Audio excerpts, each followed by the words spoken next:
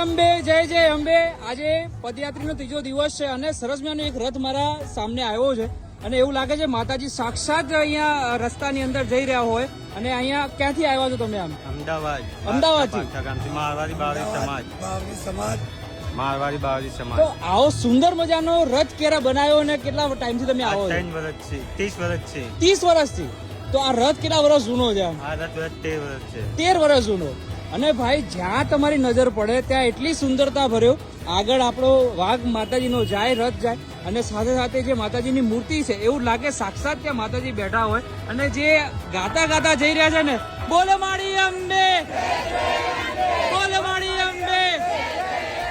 વાહ ભાઈ વાહ, ખરેખર ખૂબ જ સરસ મજાનો રથ છે. અચ્છા, વાહ વાહ વાહ, ગજબ ગજબ. નીચે પણ જય અંબે લખવાનું ભૂલાય નહીં. આટલો સુંદર મજાનો રથ, ભાઈ તમે પણ એના દર્શન કરો. જય અંબે.